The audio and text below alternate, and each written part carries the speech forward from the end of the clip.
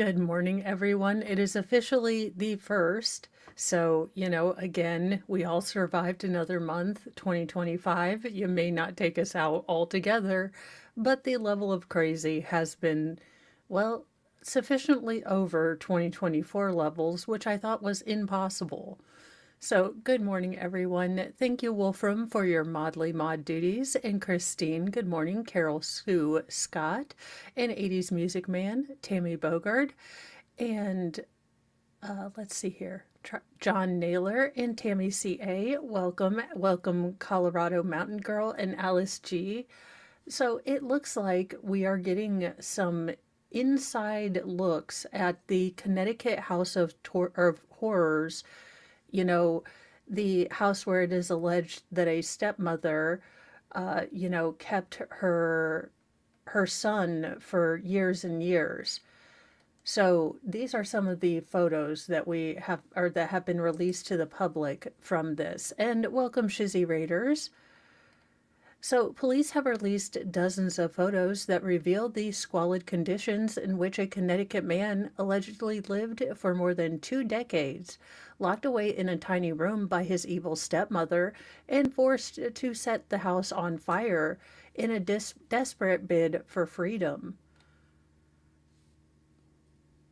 Now, the disturbing photos were released Monday by the Waterbury Police Department, showing several rooms in disarray, walls with charred black from the blaze.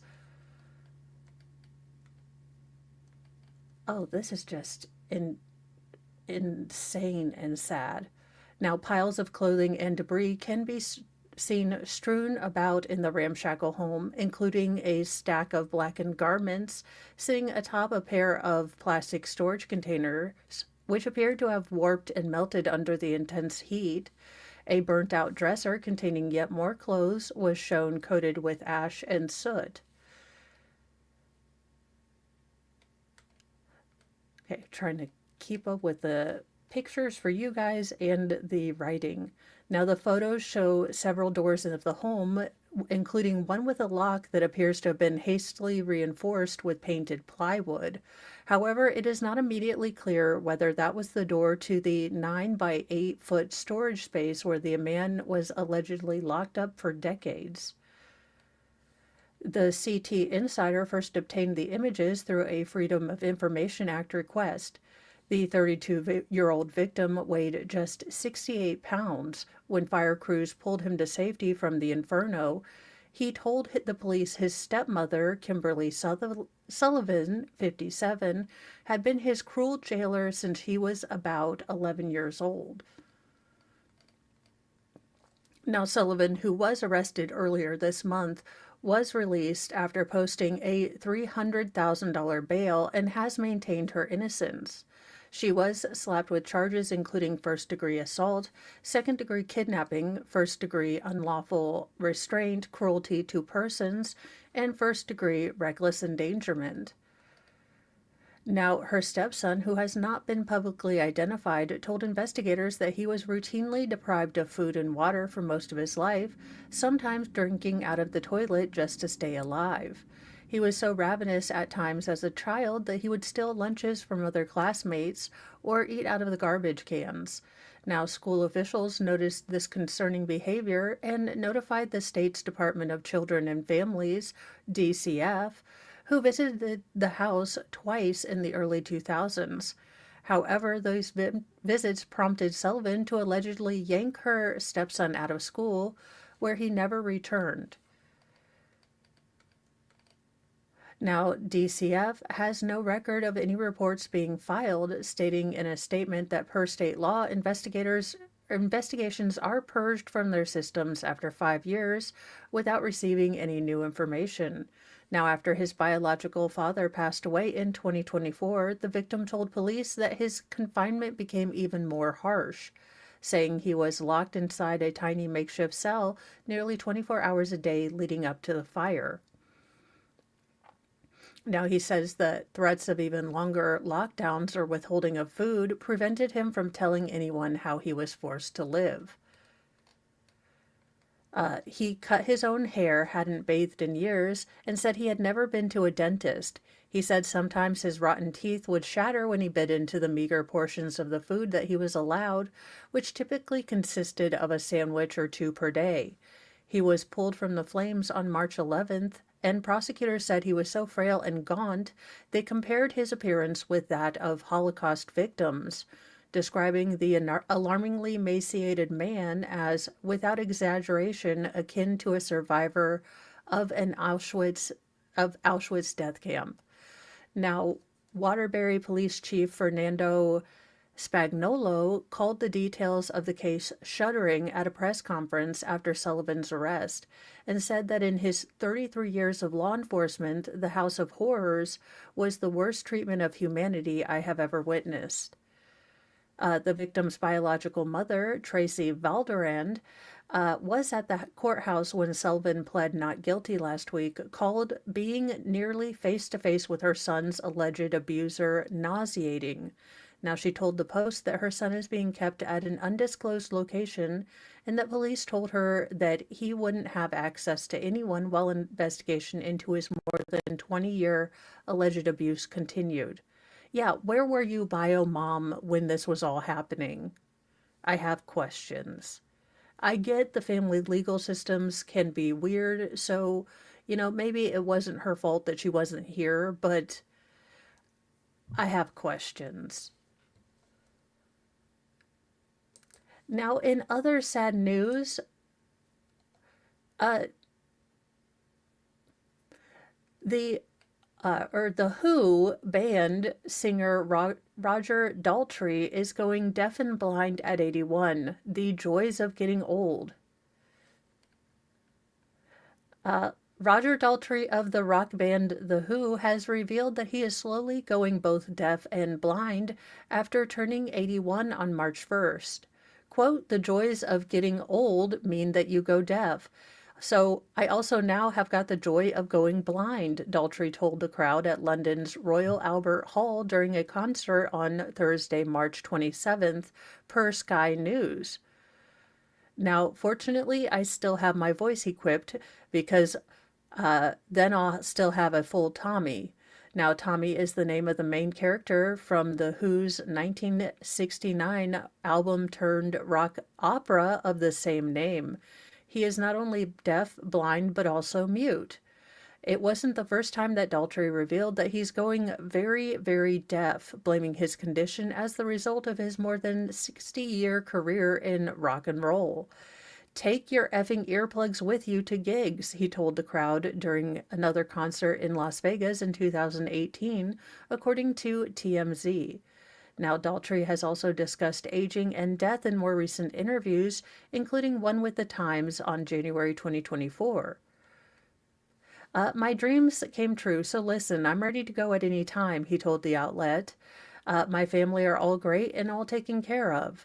You've got to be realistic, the My Generation singer continued. You can't live your life forever. Like I said, people my age, we're in the way. There are no guitar strings to be changed on this old instrument. Daltrey's fellow The Who bandmate Peter Townsend has also joked about being an aging rock star on the cusp of being an octogenarian. 4.5 weeks ago, I had my left knee replaced, Townsend, 79, told the London crowd last week.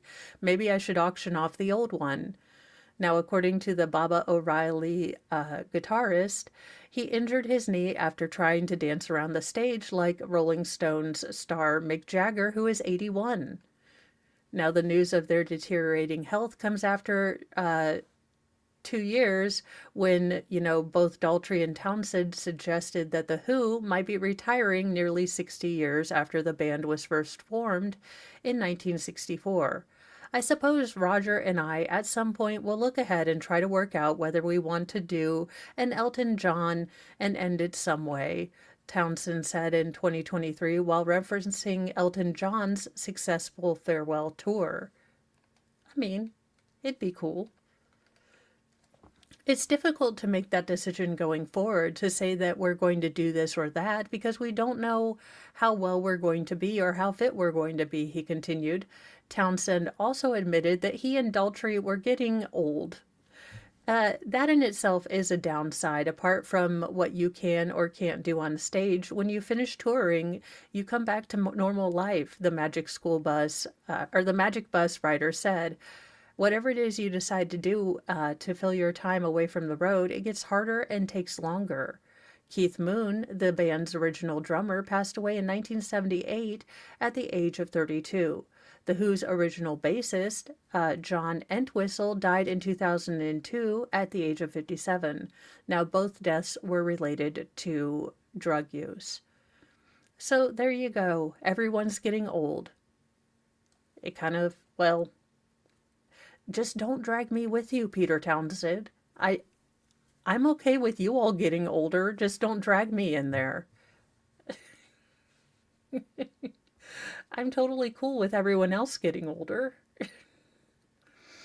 In sad news, and this is looking quite critical, Virginia Guffey, who claimed abuse by Prince Andrew and Jeffrey Epstein, says that she only has days to live after a car crash. Virginia Guffey, who accused both Prince Andrew and Jeffrey Epstein of abuse, claims that she has 4 days left to live after a brutal car crash. Now, she was recently living in Australia and posted a photo of her bruised face lying on a hospital bed on Instagram, explaining that doctors told her she had about 4 days left to live due to kidney failure following the wreck. This year has been one of the worst starts to a new year, but I won't bore anyone with the details. But I think it is important to note that when a school bus driver comes at you driving 110 kilometers, as we were slowing down for a turn, no matter what your car is made of, it might as well be a tin can, the 42-year-old wrote on a post on Sunday. I've gone into kidney renal failure and they've given me about 4 days, transferring me to a specialist hospital in urology. I'm ready to go. I just wish I see my babies one last time. But you know what they say about wishes.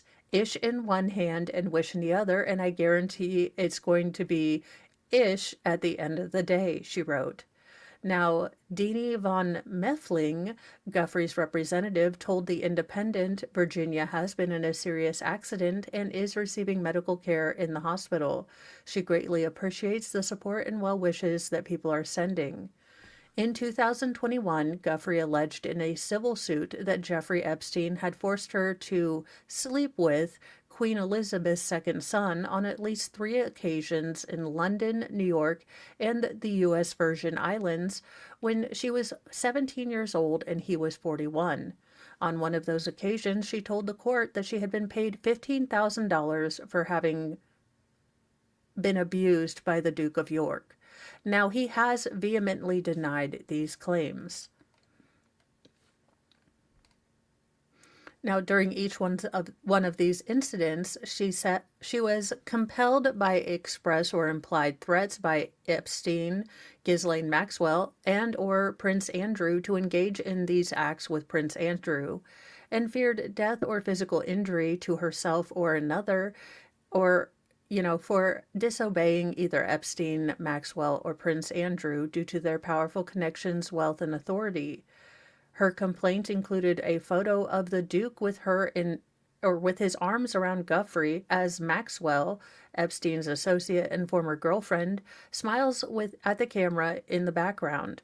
Now, despite the fact that the photo had already surfaced years earlier, in 2019, he told the BBC, "I have no recollection of ever meeting this lady."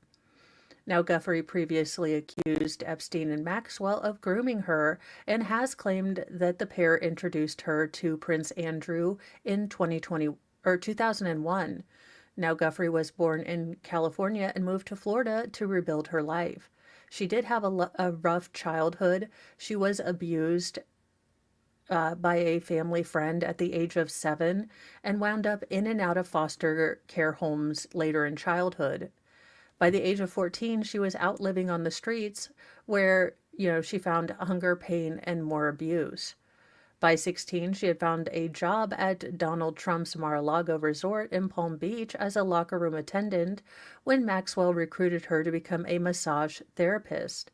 Now, Guthrie and Epstein would settle for $500,000 in 2009, which included an agreement that Guthrie would not take legal action against anyone connected with Epstein that could be described as a potential defendant. So, you know, I don't know what happened with the whole Epstein stuff. I can tell you that it sounds ridiculously hinky, but I don't wish this on anyone. Um, you know, I don't wish this on anyone. I hope that she can make peace with her life before she has to pass, and, that she is given comfort to, pass on.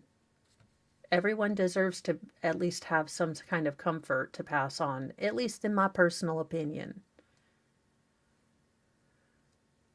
Now, in a shocking sort of addendum to the whole, pastor's wife who may or may not have unalived herself with assistance, paralyzed Army vet took own life after learning of his wife's affair with the controversial South Carolina pastor.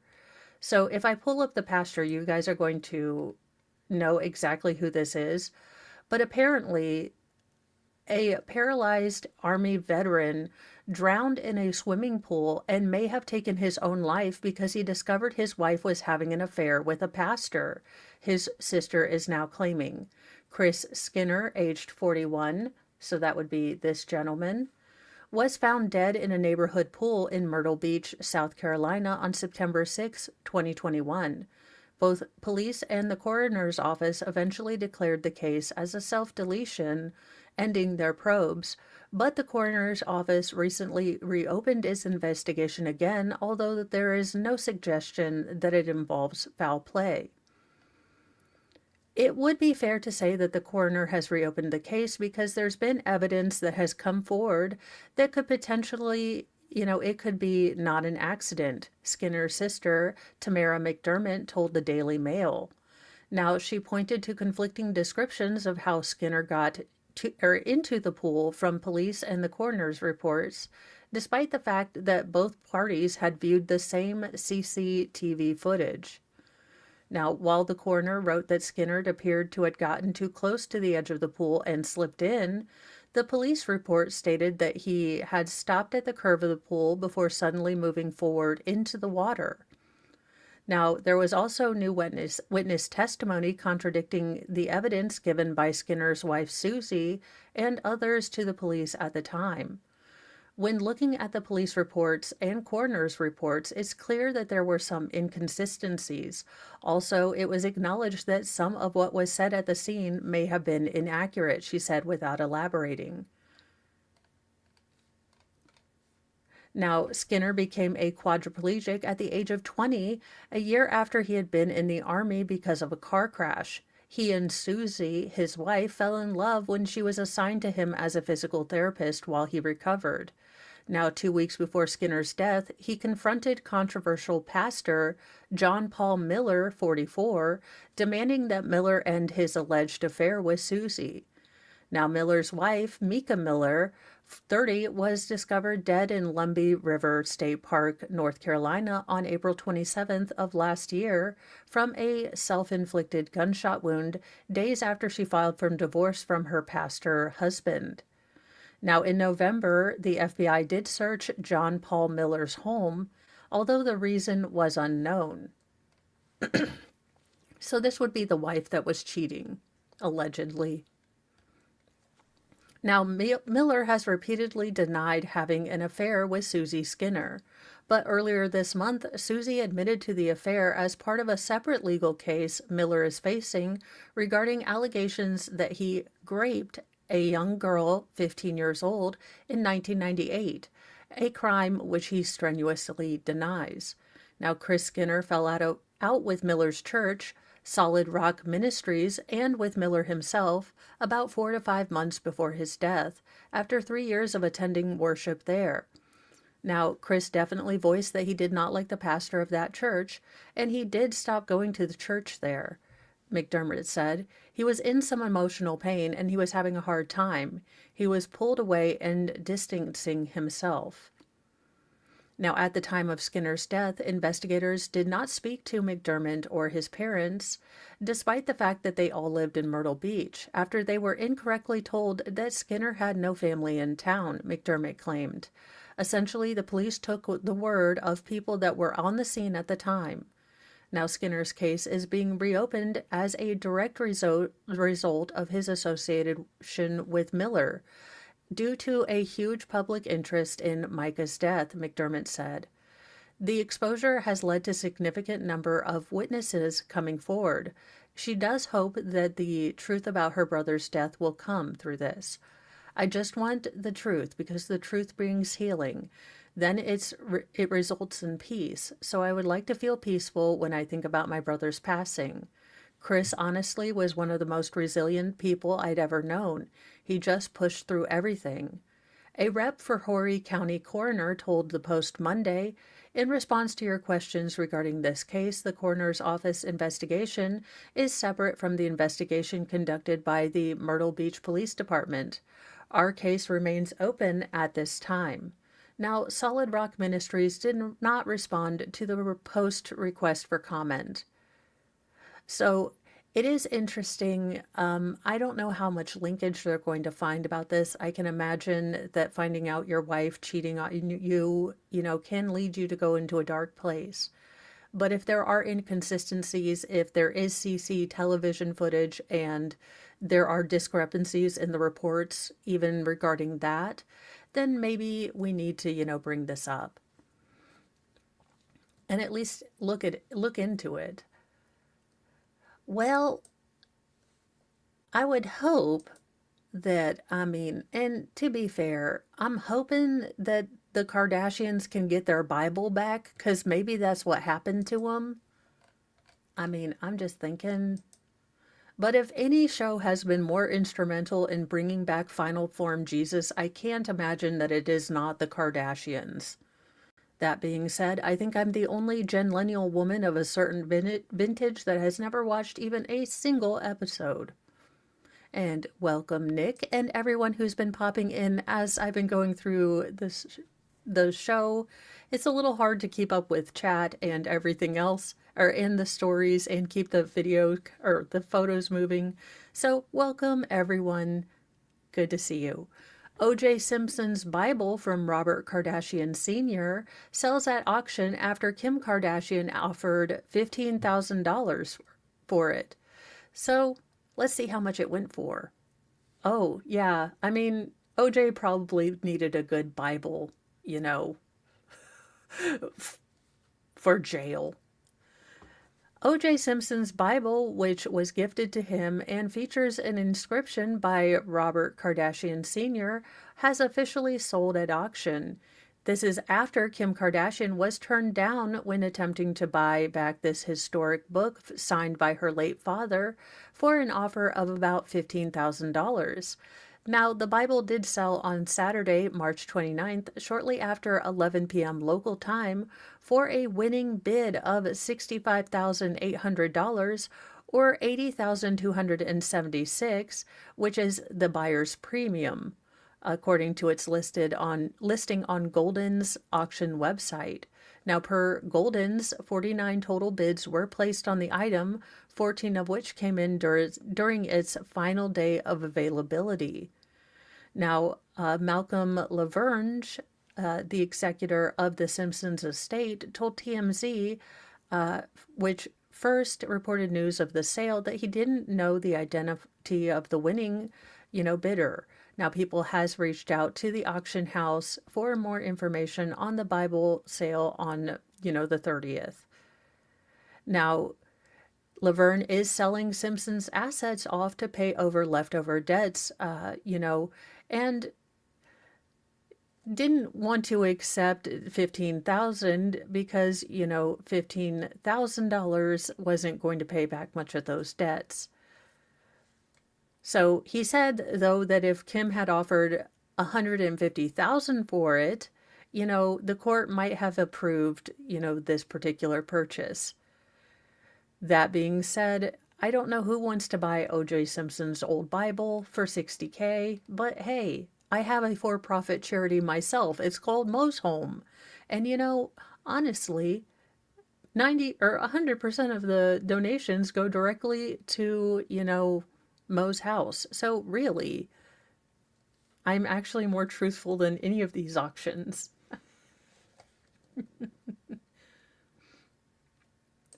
Well, you guys, if you are looking to pull up stakes, change your life, and you're looking for a job that gives you a house and, a car and $400,000, well, there's always a catch, isn't it? And the catch is you have to live in Australia. But not just Australia. BFE Australia. Butt flap nowhere Australia. A once in a lifetime job offers $400,000 and comes with free housing and a car. So here's how you get it. A job listing in Julia Creek, a secluded Queensland town in Australia, is offering a potential candidate a $428,000 salary, free rent, and a car. What's the catch? The job requires the hired person to go completely off grid. Now, the sleepy rural town, which does have electricity and the internet, is looking to replace its one and only local family doctor. Yeah, that's not going to work for me. I don't know any doctorology. Now, secluded is an understatement because this town is very far removed from everything. Queensland's capital, Brisbane, is about a 17-hour drive away, and the closest major city, Townsville, is a 7-hour drive away. Oh no. Because of that, the salary of this position is double what a doctor could earn elsewhere in Australia. The town's sales pitch is that whoever takes this position will have the opportunity to live a simpler, slower, more quiet life. The previous doctor, who the town is looking to replace, traded in a fast-paced metropolitan lifestyle in Brisbane for a more rural one in Julia Creek back in 2022, but he doesn't regret it. The money is plenty, it is, said Dr. Adam Lewis. One of the things that I think people don't necessarily consider enough about this job is that other things that this town does have to offer. Now, Lewis said during his time as this town's doctor, he embraced his solo life by learning medical skills that he didn't previously had.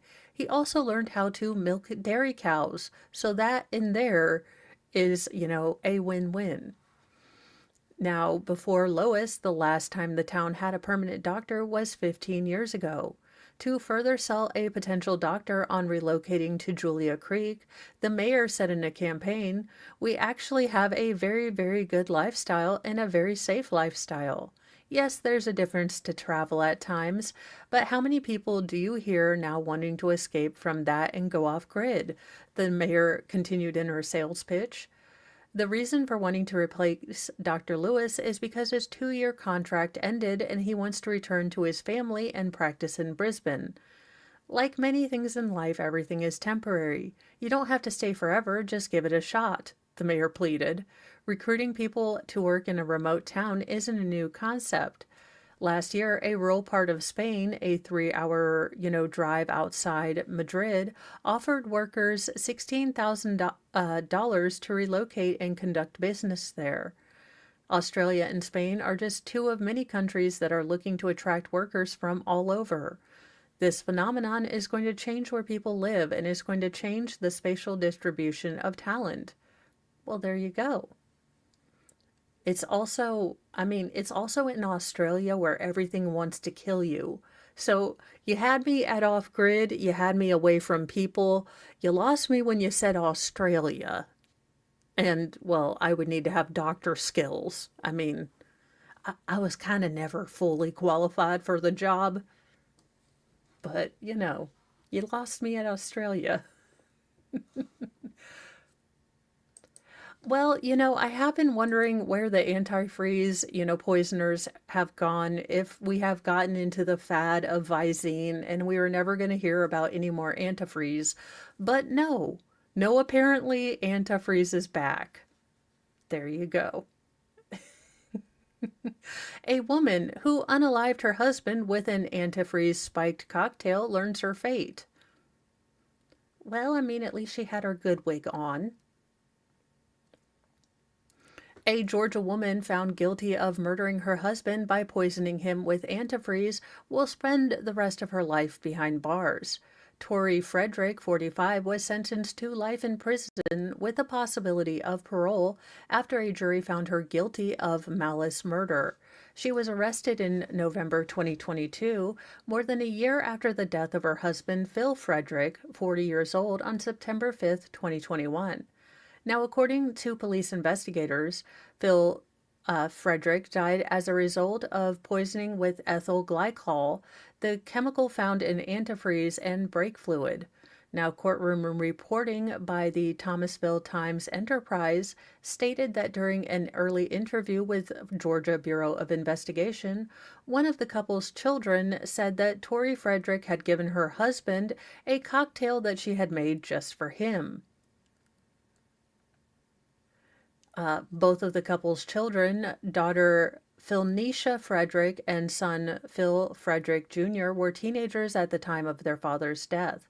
The Thomasville Times-Enterprise reported that while both of them testified as witnesses for the defense of their mother, their initial interviews with the GBI indicated they may have doubts about their mother's innocence.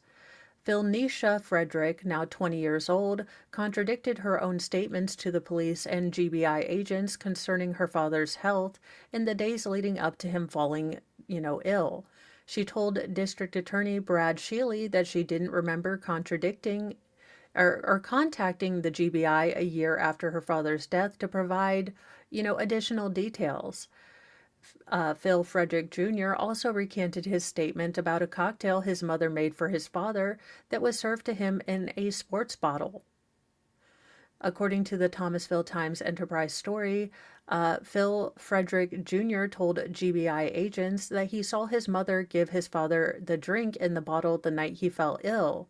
Now, the father and the son had watched a fight on TV that night, during which time Frederick Jr. reportedly told the GBI agent that he saw his father drinking from that bottle. Now, on the stead, Phil Frederick Jr. reportedly became uneasy and told Shealy that he just told the GBI what they wanted to hear. He reportedly explained that at 14 years old, he was mad at his mother for dating someone new so soon after his father's death. He also reportedly testified that he didn't see his mother make the drink and that no one has ever found the sports bottle in question. Now, Tori Frederick's defense attorney, Carla Walker, argued that Phil Frederick was isolated and wearing a mask on Sunday when he fell ill and took antifreeze voluntarily as a way to shuffle off this mortal coil. Now, police said that when Phil Frederick was hospitalized for his illness, they'd suspected ethylene glycol and notified the authorities. Now, Phil Frederick died a week after he was brought into the hospital. In a statement announcing the verdict, Thomas County Sheriff's Office stated that the 2-year investigation concluded that it was Tori Frederick who gave her husband a drink with ethylene glycol that killed him. Now, on March 27th, a jury agreed, and Tori Frederick was convicted of malice murder and sentenced to life in prison with the possibility of parole. And good morning, Captain Kern makes, and I have my favorites, Kiwi Green and Jim. Good morning. Well, I mean, if we weren't already afraid of clowns, this will increase your clownophobia 900%.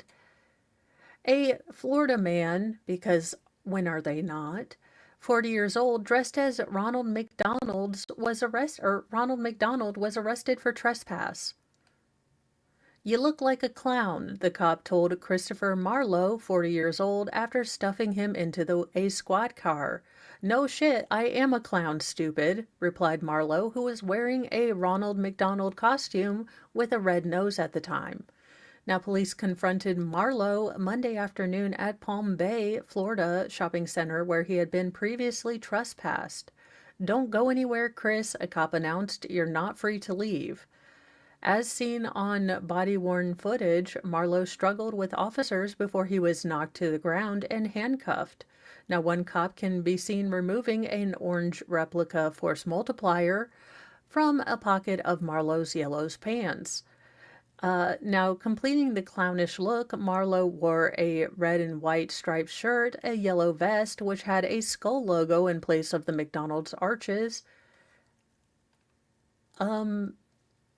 Don't do meth, children. It's bad. You will dress up like Ronald McDonald and try to accost people on the street.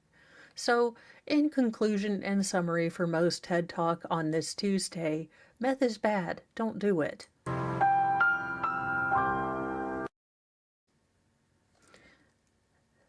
Now, so he was not wearing oversized red shoes, however. It was a drive-by clowning. A search of Marlowe's backpack turned up multiple other clown outfits and a pack of 10 red noses. Now charged with trespassing, a misdemeanor, and resisting officers with violence, a felony, Marlowe Scene Wright was booked into the Brevard County Jail. He is locked up in lieu of a $5,500 bond and scheduled for arraignment on April 17th. Now, shockingly, Marlowe's rap sheet includes convictions for trespass, resisting arrest, possession of drug paraphernalia. In January, he pled no contest to the possession of methamphetamines. I know we're shocked. And a glass pipe. Sentenced to 65 days in jail, Marlowe had been arrested in that case after causing a disturbance outside a McDonald's restaurant. Don't do drugs, children. It is bad. Now, gird your earloins, because, Lord Chippy attendants, we need you, because if I see one more case like this, I'm gonna lose my ish. I don't know how hard it is to be decent, but...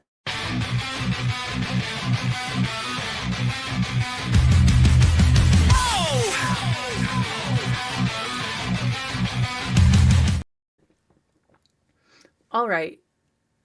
I don't know how hard it is to, if you are, contracted to be a funeral home or a funeral home worker, it is so hard to take care of the bodies you have coming in. I did not know that this was a supply and demand problem of this magnitude, but I'm about done with this. Casket Warehouse. A former funeral home owner kept bodies in a storage unit after losing business license. Called it his second home on TikTok, cops say. What in the name of all that is grossness? A former funeral home owner in Mississippi has been accused of using a storage unit to illegally store bodies, even going so far as to describe it as his casket warehouse on TikTok after he lost his business license.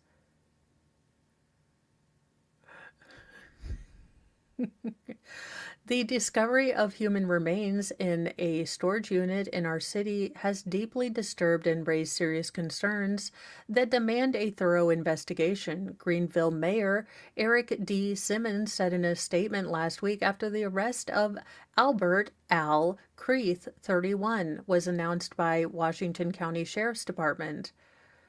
Creeth, former owner of Creeth Memorial Services Funeral Home in Greenville, was arrested and charged with 2 counts of improper desecration of...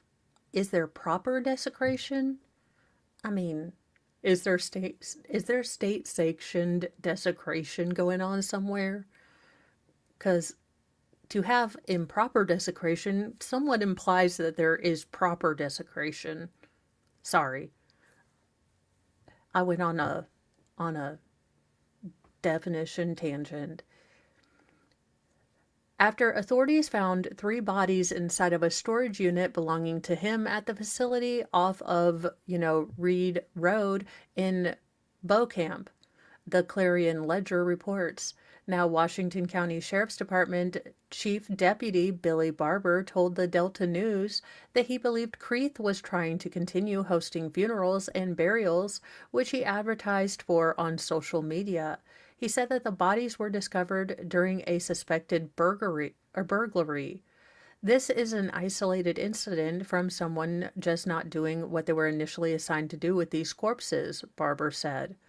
Videos posted on a TikTok account purportedly belonging to Creeth, who goes by Funeral Home CEO online. You would never. You have got to be kidding me. This is not real life. This man is over here like just on TikTok, like, have a dead guy? Need a casket? So his tagline, or his, content creator name, was Funeral Home CEO online, showing him stowing away caskets and other funeral items inside of the storage unit.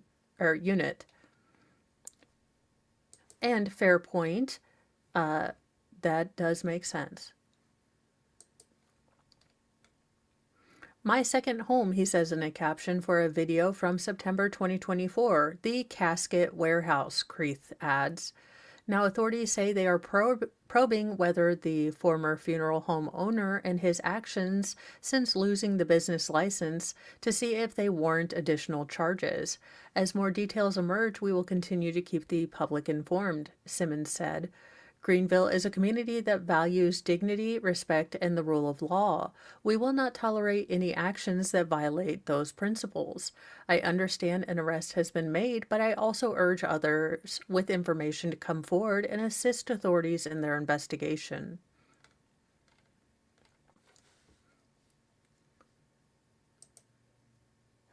In, probably a case that we are going to want to look into to see what the story actually comes out. Breaking news, a former Bloomberg executive wife and daughter were found dead in their South Carolina home, and cops won't say how they died. Now, generally, police officers will not, speak out about a case unless they have a good idea of what's going on, or they might not speak out about it until right as the trial is going on. The bodies of a wealthy couple and their young daughter were found in their South Carolina mansion Friday, and cops have released few details about the mysterious deaths. Police officers in the town of Greer, which is northeast of Greenville in western South Carolina, found the bodies of parents and their 9-year-old daughter after responding to a call from a concerned neighbor, the Spartanburg County Sheriff's Office said. Now, authorities identified the victims as Richard Samuel, 54, Lena Maria Samuel, 45, and their daughter Samantha, the county coroner told WYFF. Now, the cops have revealed few further details about the deaths, including whether they were murdered or died by some accident, but there does seem to be no threat to the public at large, the sheriff's office said in a statement. Now, they added that there were other residents of the home who were in school when the incident occurred, possibly another daughter and young son of the couple shown in social media posts by Lena Maria. Now, more information will be released at the appropriate time once both the coroner's office and this agency can further their respective investigations of this incident. Now, the parents' Facebook profiles claimed that they have been married since 2009. Richard Samuel previously worked as an equities manager at Bloomberg LP before leaving the company in 2007. His wife, Lena, is a Colombian immigrant who worked for the U.S. Department of Veterans Affairs. So, I don't know. Hopefully, they can get some answers, especially for the children that were left behind, even if it is unfortunately a tragedy of mental health crisis in a family, just to give those, those information, the story to the family members left behind. I hope that we can get more information, at least for them.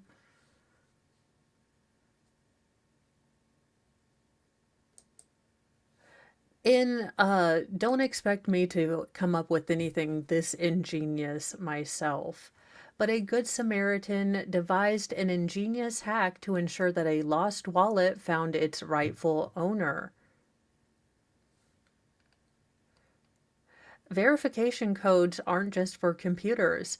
A Good Samaritan who found a wallet is going viral after devising a foolproof formula to prevent the money pouch from falling into the wrong hands. I left a note in a way that only the real owner could contact me, declared a person in a now viral Reddit post alongside the picture of their Da Vinci Code invoking encryption.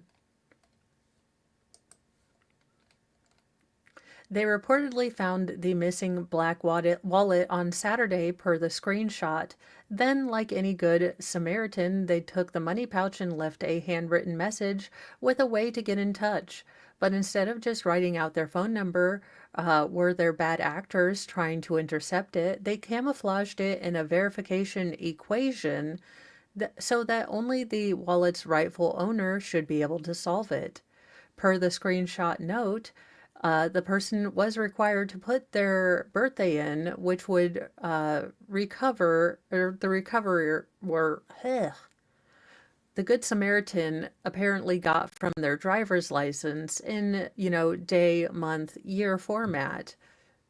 I mean, this is clever. I wouldn't have ever thought to do it because that's math, for fun. Now, when they added this to the number 030532 it would give them the Good Samaritan's phone number, whereupon the wallet's owner could call them and retrieve their lost wallet. However, they'd only have through the weekend to collect it from the finder. Now, the Redditor noted in the letter that they would be delivering the missing money pouch to the police station on Monday. Reddit users were impressed with this brick and mortar security password.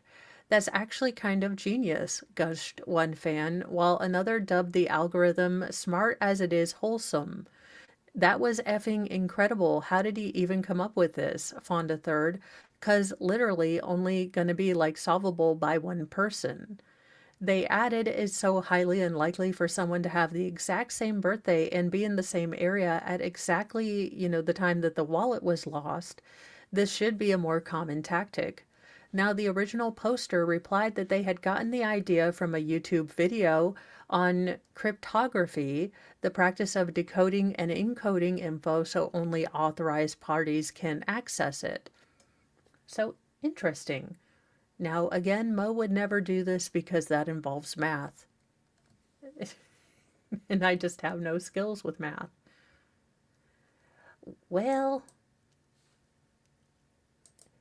North Carolina it is a Carolina heavy news day. Well, in other true crime news coming out from North Carolina, a North Carolina woman is being charged with the murder of her missing Green Beret husband, whose body was found mutilated after he asked for a divorce. A North Carolina woman was arrested for allegedly unaliving her ex-Green Beret husband, whose mutilated remains were found in a pond after he asked for a divorce, according to police and reports. Shanna Cloud, 50, was booked Friday on first-degree murder and concealment of a death following a 2-month investigation into the mysterious January disappearance of her husband, Clinton Clint Bonnell, 50 years old, according to the Cumberland County Sheriff's Office. Now, court records show a woman identified as Bonnell's girlfriend told deputies that the former Army medic met with an attorney and talked to his wife about a divorce the night before he vanished. WNCN reported. My brother is a Green Beret and perfectly capable of taking care of himself, Bonnell's sister Stephanie Firkins told Dateline in February. There are some very suspicious circumstances surrounding his disappearance. He was completely enamored with medicine and excited about his career path. He would not walk away from his life and his school and his daughter. Now, Bonnell, who retired in December after 20 years in the military, was studying to become a physician's assistant and reported missing on January 28th when an employee at the Methodist University in Fayetteville requested a welfare check when he failed to show up to class. Now, deputies located his car, a book bag, and other personal belongings at his house, where Cloud told authorities that she had last seen her husband the day before. Police launched an investigation after receiving a second wellness check request. Now, investigators executed multiple search warrants on the couple's home, Cloud's car, digital devices, and rental home in Virginia to develop a timeline leading up to his disappearance. Now, nearly a month later, on February 25th, police were alerted to a body missing arms and legs floating in a pond off of Gainey Road, just 3 miles from the couple's home. It looked like it might have been part of a body floating in the water. I just got here about 10 minutes ago and just started looking around and seen it, said a resident in a 911 call obtained by WRAL. It looks like it's been there for a while. There's no arms or legs or nothing on it. It's just and it's in the middle of nowhere. Now, DNA analysis confirmed that those were Bonnell's remains on Friday. Clint was an incredible human who sacrificed so much for others and dedicated his life to the betterment of this world, his family said in a statement to WBTV. To be taken from us prematurely at the hands of evil will never be understood. All we can do now is pray for swift and just punishment for Shanna Cloud. Now, Cloud is being held without bond at the Cumberland County Detention Center.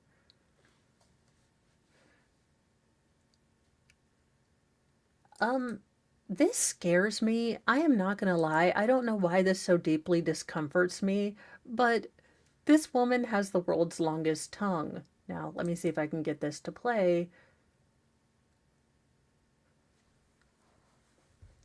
No. Look.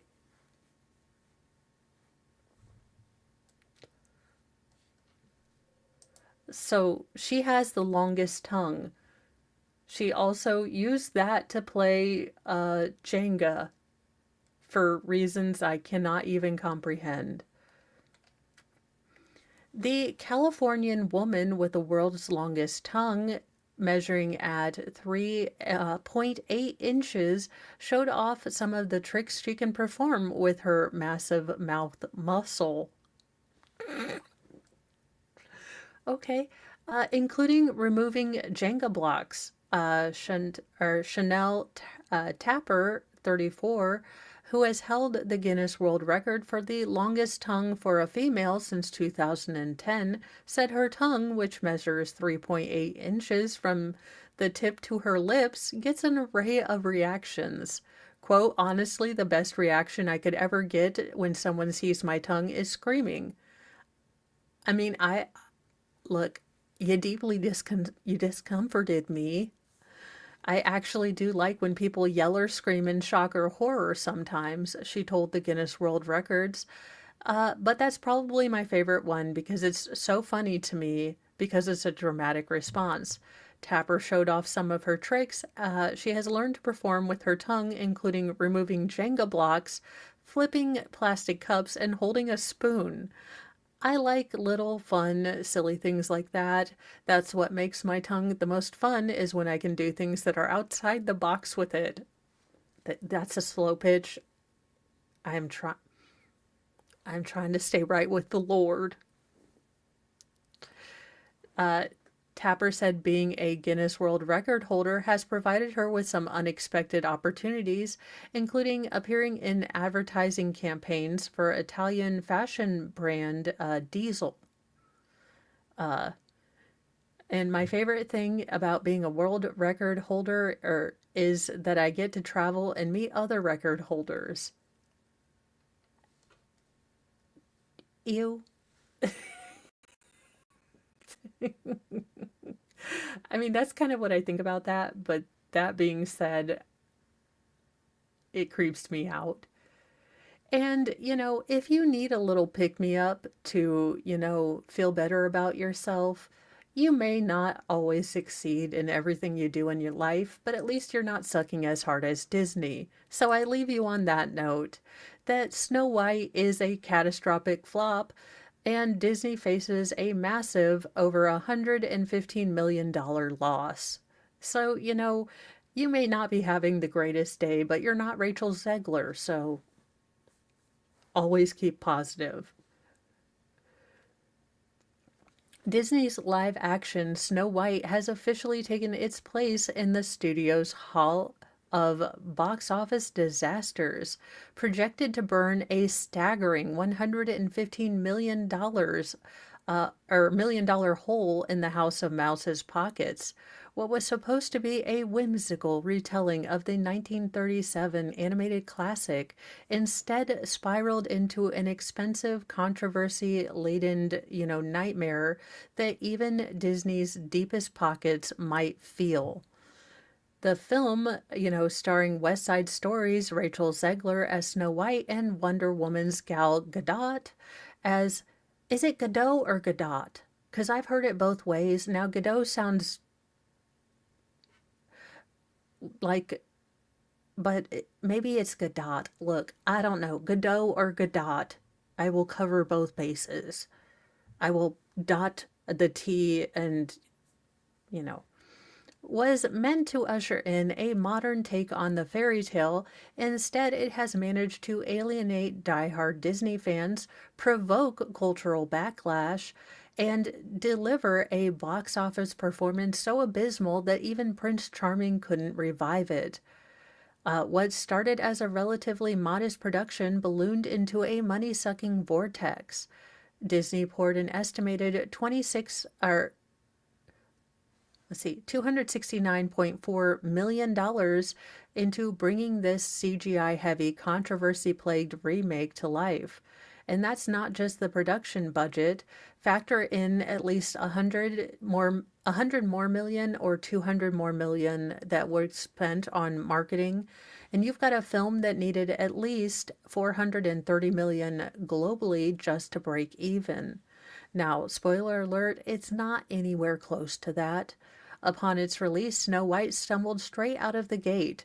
It clawed its way to $16 million as an opening day, which included a measly $3.5 million from Thursday previews. By the end of its opening weekend, it had amassed just about $42 million domestically.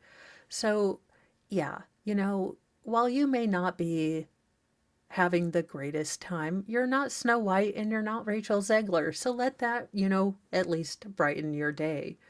Now, housekeeping stuff for today. We have day 3 in Linda Sturmer.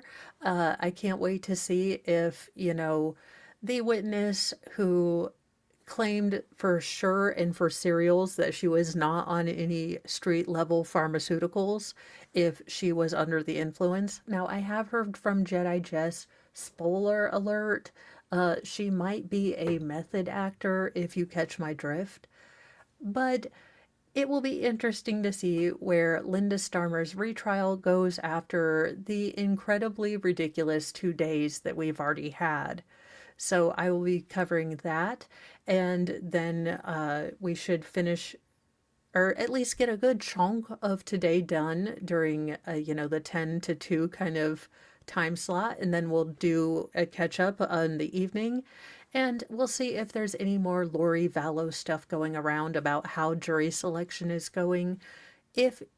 I will be cutting up the stream last night so that those of you who just want to watch the Lori Vallow stream, I'm just going to make a video of that because it's about the last hour of that stream. So if you just want to get caught up on Lori Vallow, then I will have that stream put up just with the Lori Vallow heading so you don't have to kind of scrub through the entire stream.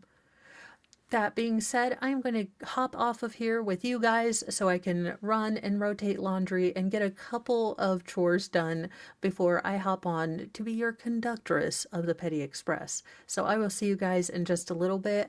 I have redirected you over to that stream, but you may go wherever you want in the intervening hour. So have a great day. Be kind to yourself, be kind to others, but have a sassy mouth and carry a can of bitch fire because kindness doesn't equal doormat anymore. Bye, you guys.